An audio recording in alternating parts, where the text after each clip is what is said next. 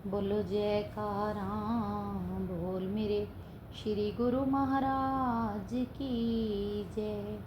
भक्ति दान मोहि दीजिए गुरुदेवन के देव, और नहीं कछु चाहिए निश दिन तुम्हारी सेव। और नहीं कछु चाहिए निश दिन तुम्हारी सेव। अमर ज्योति दर्शन शरणागति।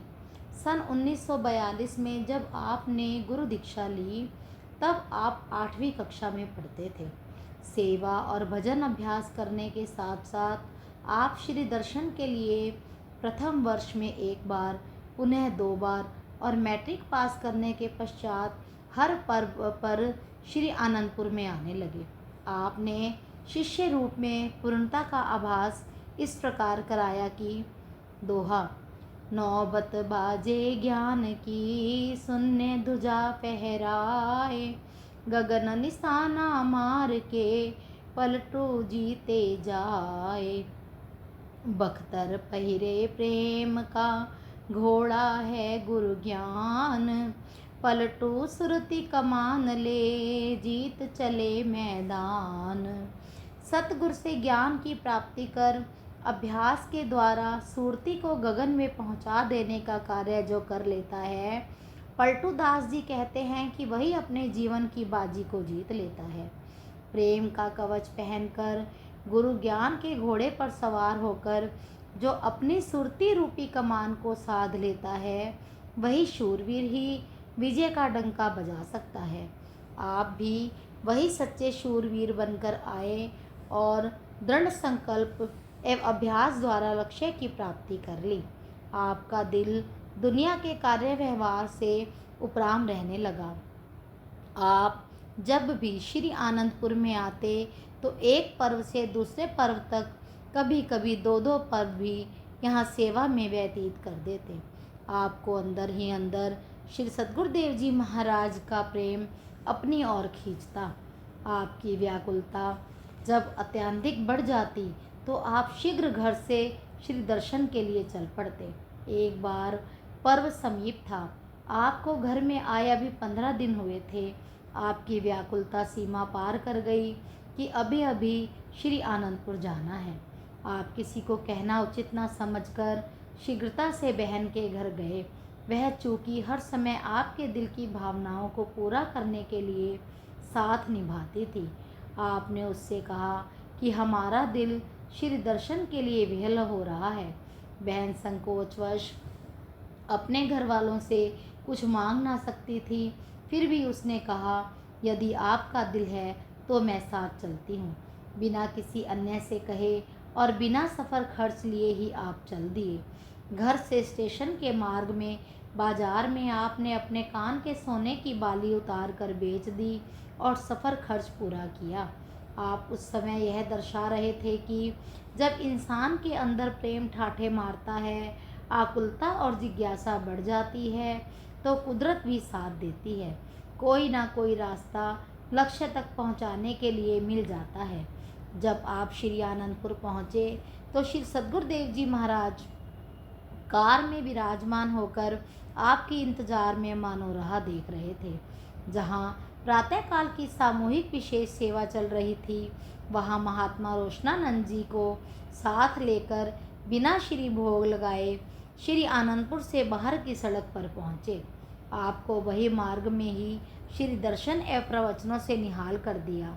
महात्मा रोशनानंद जी ने को कहा, महात्मा जी, इनका दिल अब घर में नहीं लगता। अभी कुछ समय पश्चात ही स्थायी रखेंगे। हमें भी समय का इंतज़ार करना है और इन्हें भी करना पड़ेगा। घर इनका अपना है, यहीं रहेंगे। आपकी अविरल अश्रुधारा देख श्री प्रभु जी ने ढाढ़स बंधाया। महात्मा जी ने अपनी बुद्धि अनुसार कहा कि गुरु महाराज जी सबको अपना बनाते हैं, कोई बने तो सही। वे यह नहीं जानते थे कि श्री सद्गुरुदेव जी महाराज का संकेत किस ओर है। उस समय श्री आनंदपुर में ऊबड़ खाबड़ लाल मिट्टी के टीले, घनी झाड़ियाँ युक्त स्थान पर जगह जगह पर सफाई की सेवा चल रही थी। आपको जहाँ पर सेवा मिलती जी जान से सेवा में जुटे रहते। श्री सद्गुरुदेव जी महाराज की प्रसन्नता ही आपका जीवन थी।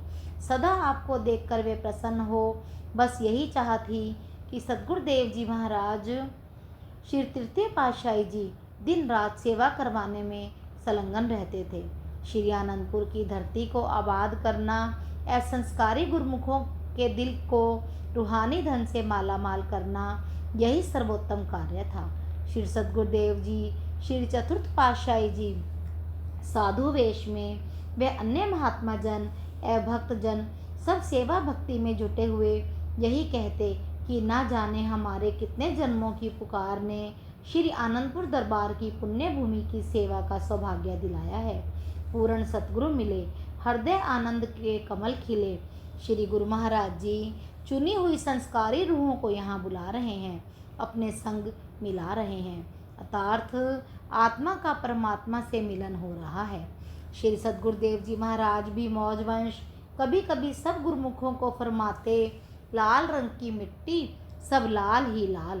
त्रेता में एक ही हनुमान था, अब यहाँ सब हनुमान ही हनुमान बन गए हैं।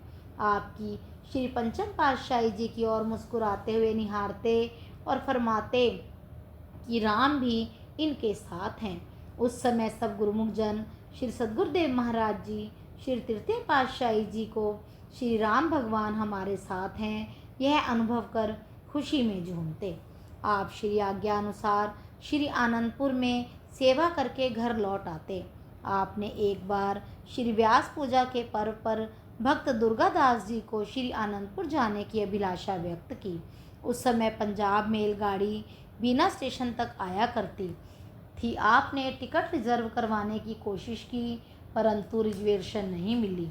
जहाँ निश्चय में दृढ़ता हो वहाँ ये विघ्न बाधाएं कोई महत्व नहीं रखती।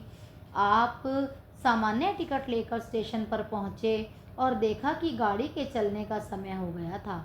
आप लगभग दौड़कर ट्रेन में चढ़े। जल्दबाजी में भक्त दुर्गादास जी आपसे बिछड़कर किसी अन्य बोगी में चढ़ गए।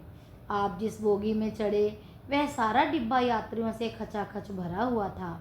अत्यधिक भीड़ होने के कारण आगे खड़े हुए यात्री आपको चलती ट्रेन से उतारने की चेष्टा करने लगे, लेकिन गाड़ी की रफ्तार चूँकि तेज हो चुकी थी, इसीलिए वे ऐसा ना कर पाए।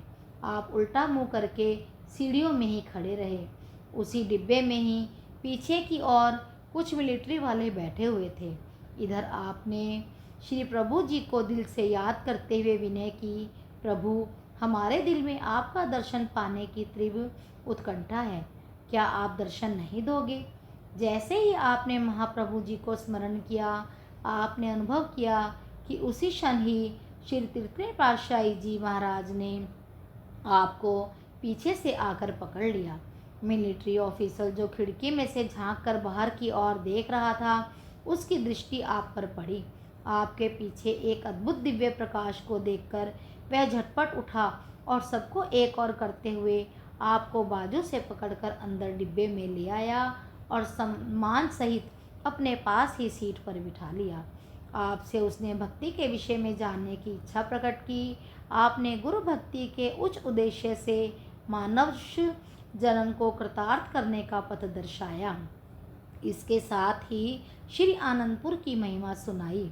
आपके दिव्य स्वरूप ने आपको ऐसा प्रभावित किया कि उसने श्री चरणों में विनय कर कहा कि यही महापुरुषों की कृपा का प्रभाव है कि वे आंतरिक ज्ञान बख्शकर हम जैसे अज्ञानी जीवों को सतमार्ग दर्शाते हैं। किस रूप में व किस वेश में आकर अपनी रूहों का कहाँ और कैसे उद्धार करते हैं, यह तो वह स्वयं ही जानते हैं। आपने श्री आनंदपुर पहुंचकर श्री दर्शन अमृत रसपान कर आत्म पिपासा को बुझाया। आप रायपुर में थे।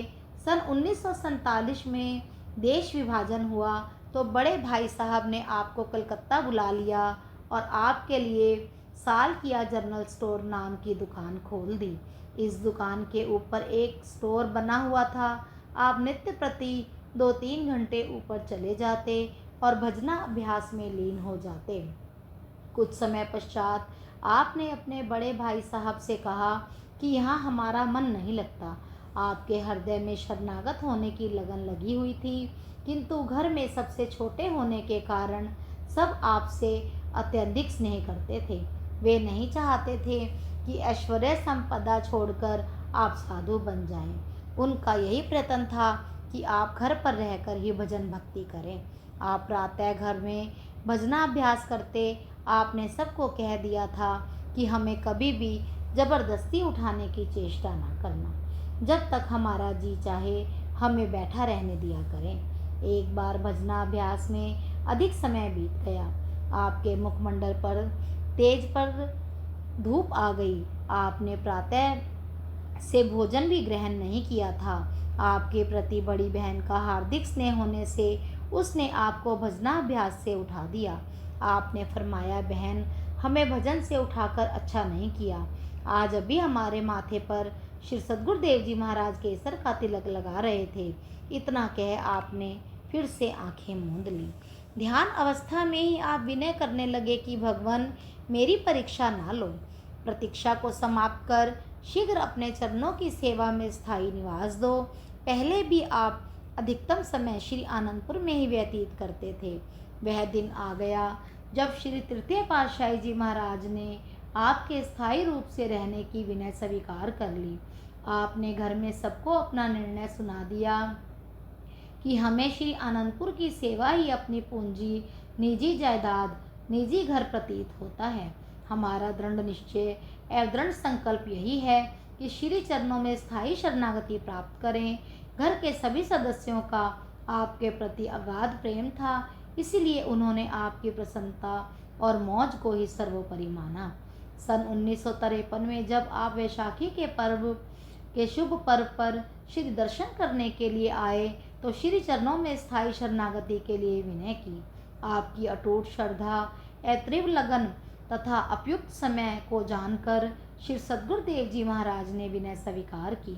आपके भाई साहब ने आपके दृढ़ संकल्प को देखकर कार्य व्यवहार को समेटने की विनय कर दी।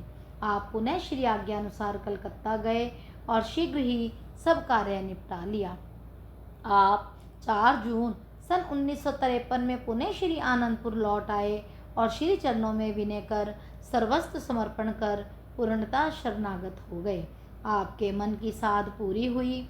उस समय आपने श्री सद्गुरुदेव जी महाराज के मुखारविंद पर अलौकिक तेज में आत्मानुभूति के आनंद को अनुभव किया, जिसका वर्णन नहीं किया जा सकता। आप पहले से अधिक सेवा और भजनाभ्यास में जुट गए। निर्बंध कभी किसी बंधन में नहीं बंधते। श्री सद्गुरुदेव जी महाराज की कृपा दृष्टि पाकर आप निहाल हो गए। आपको श्री आनंदपुर में रहते हुए अत्यधिक मेल झोल रखना अथवा वार्तालाप करना प्रिय न था।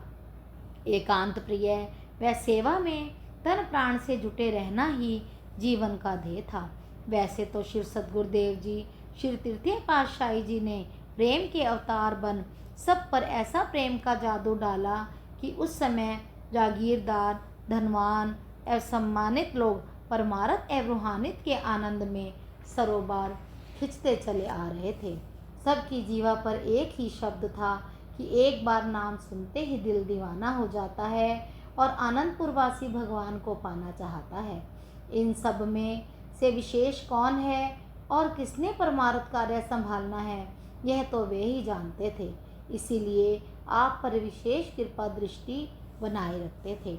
एक बार महात्मा सद्गुरु सेवानंद जी श्रीमान जी ने महात्मा योगात्मानंद जी से कहा, महात्मा जी, हम आपसे एक बात पूछना चाहते हैं कि जब भी यह भक्त श्री राम प्रकाश जी श्री सतगुरुदेव जी महाराज के सामने आते हैं तो श्री गुरु महाराज जी के मुखारविंद पर दिव्य ज्योति और मुस्कान आ जाती है, इनमें क्या विशेषता है? महात्मा योगात्मानंद जी को श्री गुरु महाराज जी ने गुरु दीक्षा के दिन संकेत में सुझाया था। गुप्त रहस्यों को समय से पूर्व प्रकट करना संत जन उचित नहीं समझते। उन्होंने कहा, श्रीमान जी, अपनी अपनी भक्ति की कमाई है, जो जितनी करता है उतनी दाद पाता है, यह श्री गुरु महाराज जी स्वयं ही जाने। श्रीमान जी ने कहा, मेरा अनुभव तो यह कहता है कि मौज में जब आ गए कतरे से दरिया कर दिया। महात्मा जी ने कहा, नूरे हक को नूरे हक में मिला लिया। श्रीमान जी महापुरुषों के रहस्य एवं लीला तो स्वयं महापुरुष ही जानते हैं। तब महात्मा जी ने यह वार्ता श्री चरणों में विनय कर दी। श्री सद्गुरुदेव जी महाराज ने फरमाया, महात्मा जी आपने ठीक ही उत्तर दिया। हमने क्या देना है, यह तो दुर्दरगाही काम होते हैं जो महापुरुषों को करने होते हैं। महात्मा जी ने दंडवत प्रणाम कर श्री छवि को निहारा तो उस समय श्री सद्गुरुदेव जी महाराज के मुखमंडल पर अलौकिक दीप्ति थी। आप जब घर से श्री आनंदपुर सेवा के लिए आते और श्री चरणों में सेवा का लाभ उठाते, उस अवर्णीय आनंद का भाई साहब को वर्णन करते हुए भावुक हो जाते। सन 1950 में श्री तृतीय पातशाही जी महाराज मुरादाबाद और काशीपुर के मध्य स्थित रोशनपुर में पधारे। स्टेशन से 2 मील की दूरी पर घने वन एकांत शांत स्थान को उपयुक्त जानकर सेवकों को स्थान खरीदने की आज्ञा दी। इस धरती की पुकार सेवा का उदाहरण प्रस्तुत करने के लिए हुई। अगस्त 1950 में श्री सद्गुरुदेव जी ने यहाँ कृपा फरमाई। आप भक्त वेश में थे। महात्मा संत विचारानंद जी तथा अन्य महात्मा जन व भक्त जन सेवा के लिए साथ गए। वहाँ दिन रात सभी घने वन को साफ करने में जुटे हुए थे। कटीली झाड़ियों की खरोचों से कई बार रक्त भी बहता, परंतु प्रभु प्रेम में किसी को कुछ भी प्रतीत ना होता। एक दिन गर्मी और थकावट के कारण सब महात्मा व भक्तजन विश्राम कर रहे थे। नौकर काम पर लगे थे। अत्यंतिक कटीली झाड़ियों को छोड़कर वे आगे बढ़ गए। श्री सद्गुरुदेव जी ने वहां आकर देखा कि कटीली झाड़ी को छोड़ दिया गया है। श्री वचन हुए कि जब तक स्वयं कांटों में हाथ नहीं डालोगे तो औरों से क्या सेवा करवाओगे। श्री वचनों को सुनते ही सब में नव उत्साह भर गया। फिर तो ना दिन भर कोई गर्मी लगती, ना ही थकान की कोई परवाह होती। महात्मा जनों का कथन है कि उस दिन से उन्होंने कुर्ते पहनने भी छोड़ दिए और सेवा में जुट गए। सामने श्री दर्शन और तन से श्री सेवा करने का जो आनंद मिला वह वर्णातीत है। आपने इस श्री वचन को गांठ बांध दिया कि स्वयं कांटों में हाथ नहीं डालोगे तो औरों से क्या सेवा करवाओगे। इस प्रकार आप शरणागति से पूर्व एवं शरणागति के पश्चात श्री आज्ञा व प्रेम में दृढ़ रहे। गुरु सेवा ही गुरु भक्ति है और सतगुरु प्रसन्नता व कृपा पाने का सर्वोत्तम साधन है।